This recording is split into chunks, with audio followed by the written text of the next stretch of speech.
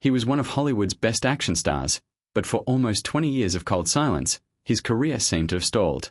Then, overnight, the headlines broke about a massive, mysterious new development that absolutely nobody saw coming. Wesley Snipes just pulled off something so monumental it completely rewrites his entire tragic career history of self-sabotage. So what really happened? Hollywood is an industry that loves a good comeback story, but what Wesley Snipes pulled off isn't just a basic comeback. It's a whole glitch in the Hollywood matrix. For over 2 decades, if his name came up in studio boardrooms, it wasn't usually for a movie pitch. It was a cautionary tale to young actors about how dangerous unchecked hubris can be. He was the man who had almost made it to the very top, only to watch everything slip from between his fingers. But right now, headlines are actively in a frenzy because the aging icon stepped out from the shadows of total cultural obscurity and into a modern, multi-billion-dollar spotlight, making history in the process by shattering 2 official Guinness World Records. But how does a man go from being locked in a cold, sterile federal prison cell to being the most talked-about name on the entire internet? The answer will surprise you. To fully grasp the magnitude of this revival, we have to look past the sword-wielding vampire and look closely at the psychological scars of a man who spent his entire life operating on the edge. Because the truth is, the very survival mechanisms that allowed him to conquer Hollywood are the exact same traits that led to his ultimate downfall. Be honest, if you spent decades being told you were completely bulletproof, wouldn't you start to believe your own myth? Wesley certainly did. But that hyper-confidence wasn't born in a Hollywood trailer or a studio. It goes back to the very beginning, long before the leathercoats and the multi-million-dollar contracts, all the way to the unrelenting grit of the South Bronx. Wesley Snipes was born in Orlando, but he was molded in the South Bronx of the 1970s, back when New York streets were a physical and psychological war zone. A young Wesley quickly realized that it was survival of the fittest, and you either became tougher or you became a victim. He chose the strength, or rather, the martial arts that would eventually define it. For years, he put his all into elite training, mastering everything from Shotokan karate to capoeira, building a body that was both powerful and aesthetically appealing. Martial arts became his psychological shield, and he carried that same energy into his acting. But here's where it gets strange.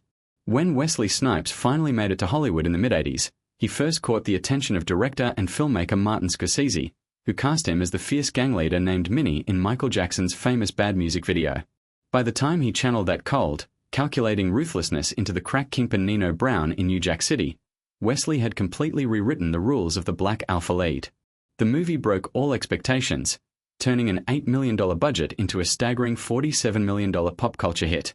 Wesley had successfully conquered the box office, but that hyper-confidence was about to transform, because as the 21st century approached, Wesley wasn't content just being an A-list actor anymore and wanted total creative independence. That desire to do things on his own terms was about to lead him to a failing, bankrupt comic book company, where he wouldn't just sign a contract but single-handedly breathed life into a dying franchise. Let's get one thing straight, because modern pop culture has a terrible memory. Marvel didn't save Wesley Snipes. Wesley Snipes saved Marvel. Long before Disney bought the comic empire, and way before Robert Downey Jr. began the Marvel Cinematic Universe, the comic book giant was on the decline. It was 1996, Marvel Comics was filing for bankruptcy, and Hollywood treated superhero movies like poison until Wesley Snipes changed that perception with Blade. But what happened behind the scenes would shock everyone. When Blade premiered in August 1998, it blew up completely. Carrying a dark, R-rated, blood-drenched narrative on his back, Wesley single-handedly proved that comic book movies could be cinematic blockbusters and make a lot of money, changing the industry forever. The film raked in a massive $131 million worldwide, completely resurrecting a dying empire. Because he demanded absolute creative control and got it, he effectively built the concrete foundation for the multi-billion-dollar cinematic landscape we see today. He was finally on top of the world, a proud black actor who had forced the entire corporate Hollywood system to play by his rules. Or at least that's what the public saw, but behind the scenes, maintaining that level of dominance was starting to take a psychological toll. You see, when you're the star actor who saved the studio, you expect the studio to keep giving in to your demands. But Hollywood is a fickle monster, and by the early 2000s, the winds were shifting. Shifting tastes, corporate greed, and a creeping sense that his crown was being stolen were about to collide in the most toxic way imaginable. When production started on Blade, Trinity in 2004, New Line Cinema was shifting its strategy, leaning toward a lighter tone, and introducing younger co-stars like Ryan Reynolds to spawn a spin-off franchise. For Wesley Snipes, who had literally carried Marvel on his back, it felt less like a creative disagreement and more like a calculated corporate mutiny to steal his crown. And that's when everything fell apart. But why? Wesley made it clear that he was not happy about it. Rumors began leaking from the production, painting a picture of total chaos on the set. It's reported that Wesley spent days locked inside his trailer, heavily medicated on substances, refusing to talk with the director, David Goyer, except through brief, icy post-it notes signed simply, "From Blade." Things reached a physical breaking point during a heated confrontation involving a black extra wearing a stylish shirt that happened to have the word garbage printed on it. Infuriated by what he perceived as racism, Wesley allegedly marched up to Goyer, screamed profanities at him, and physically attempted to strangle him. The director was so deeply shaken that he reportedly went out to a local bar that night and hired a crew of real bikers to act as his personal security on set the very next day. It got so absurd that Wesley wouldn't even open his eyes for the camera during a pivotal scene where Blade wakes up on a morgue slab, forcing the studio to spend tens of thousands of dollars in post-production just to use crude, early 2000s CGI to digitally paint fake open eyes over his closed eyelids. In his mind, Wesley was standing his ground against an industry trying to exploit him, but in reality, he was isolating himself, burning the very bridges he had built. He publicly laughed off the strangling rumors later, mocking the idea by saying if he had actually choked Goyer, the director wouldn't be alive to tell the tale. But the damage to his reputation was done. What they found next, nobody expected. This deep, burning cynicism toward corporate authority didn't stay on the movie set, though. And that exact psychology was about to lead Wesley straight down a path that would cost him a lot, literally. At the height of his career, Wesley was pulling in tens of millions of dollars, but the more he made, the more he despised the massive cuts the government was taking in taxes, and in the year 2000, that left him wide open to a highly dangerous, smooth-talking group called American Rights Litigators, led by a radical anti-tax conman named Eddie Ray Khan.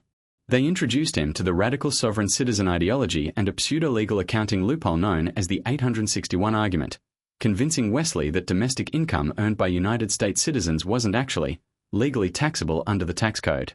He bought into it completely, shifting his entire network of film production companies to this bizarre methodology and completely halting payroll tax withholdings for his employees. In April 2001, Wesley took it a step further, filing a highly altered, fraudulent tax document demanding the government return over $7 million he had already paid for the 1997 tax year. In his official, mind-boggling correspondence to the IRS, he formally declared that he was a non-resident alien to the United States and that the federal government had absolutely no legal jurisdiction over him or his millions. He genuinely believed he would game the system and win, but the IRS was quietly assembling a massive, airtight criminal case against him. But here's where it gets even more complicated. The worst part is that Wesley Snipes wasn't just a passive victim of a scam. He became its most vocal advocate. He began aggressively hosting anti-tax seminars right inside his home, preaching the sovereign ideology to his peers. And when an employee named Carmen Baker attended one of these meetings and dared to question the legality of the scheme, Wesley immediately threw her out of his home, telling her she wasn't playing along with the game plan. That single act of arrogance would seal his fate, giving federal prosecutors what they needed to prove he was willfully breaking the law. The trap was set, and the untouchable movie star was about to exchange his signature leather trench coat for a numbered prison uniform. When the gavel fell in a federal courtroom in Ocala, Florida, it shattered the entire reality Wesley Snipes had spent a lifetime building. While his legal team managed to get him acquitted on the heavy felony conspiracy and fraud charges, the judge had zero intention of letting the defiant movie star off the hook. Found guilty on 3 misdemeanor counts of willfully failing to file his tax returns, Wesley was hit with the maximum sentence allowed by law, a staggering 3 years in federal prison. On December 9, 2010, Wesley Snipes walked past the heavy iron gates of the minimum security McKean Federal Correctional Institution in Pennsylvania, stripped of his name, his fame, and his autonomy, and was officially reduced simply to inmate number 43355-018. But what happened inside those cold walls is something few could have predicted. Because Wesley was forged in the grit of the Bronx, he didn't let the walls break him. He pivoted in a way that sounds almost entirely fictional. Instead of brooding in a corner or starting fights, he took his deep martial arts discipline and started teaching yoga and fitness to his fellow inmates. Walking into a federal prison yard, looking over, and seeing the literal daywalker calmly instructing a group of bank robbers on their downward-facing dog must have been quite the sight. But a minimum security facility is still a cage, and 3 years is a long time to watch the world move on without you. By the time he was finally released from house arrest in July 2013, the Hollywood he left behind had completely transformed. He thought his debt to society was paid and that he could simply slide back into the limelight. But the real punishment wasn't the cold concrete of his prison cell. It was only just beginning when he stepped back onto the pavement of Los Angeles, only to find himself trapped on the Hollywood blacklist, initiating an agonizingly slow, uphill walk back from total obsolescence. When you get out of a federal prison, most people expect the hardest part of the punishment to be in the past, but for a fallen king of Hollywood, the real punishment was discovering that Hollywood had turned its back on him while he was behind bars. When Wesley Snipes returned to Los Angeles in 2013, the era of the wild, unpredictable 90s anti-hero was completely dead. But why did the industry turn away so quickly? Hollywood was now directed entirely by risk assessment, board meetings, and insurance bonds. And an actor fresh off a 3-year stint for tax evasion was simply not very desirable. The scripts that used to pile up on his desk simply vanished. Lesser actors, younger stars, and safer brands were now occupying the very superhero throne he had built with his own 2 hands. Yet, true to his South Bronx upbringing, Wesley refused to let that keep him down, and he started the grueling, humbling process of making his way back onto the big screen. His comeback came in 2014 when Sylvester Stallone threw him a lifeline in The Expendables 3. Wesley took to the cynical realism of his situation with great gusto, starting the whole movie with a very publicized meta-joke about his own tax evasion. That was his way of saying to the world that he could take the punch. But just as he was attempting to rebuild his momentum, the system struck him with one final, crushing financial blow. In November 2018, the U.S. tax court ruled that the IRS did not abuse its discretion when it rejected his compromise settlement offer, and that Wesley still owed $9.5 million in back taxes. Most people would break under that kind of stress, but Wesley Snipes didn't. He carried his financial and creative burdens quietly because he knew that the industry that had cast him out was in need of the kind of raw energy he could provide. He just needed the perfect opportunity. And that's when everything changed in a way no one could foresee.